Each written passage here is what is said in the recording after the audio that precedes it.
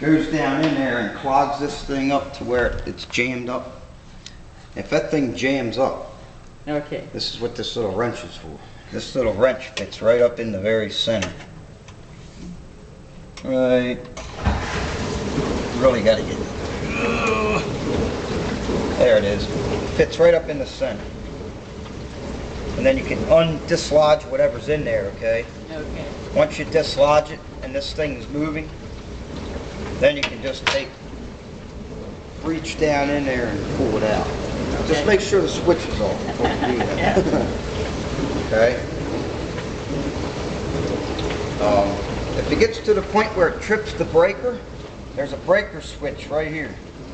There's a little red button under here, right there. It's about 11 o'clock. Okay. Hit that.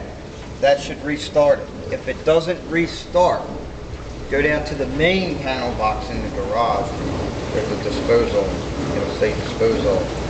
Switch it off and on. It's the main breaker. Oh. Okay. Wow. Yeah, hopefully nothing will happen to it. No, I don't think so. I haven't had any complaints about any of them.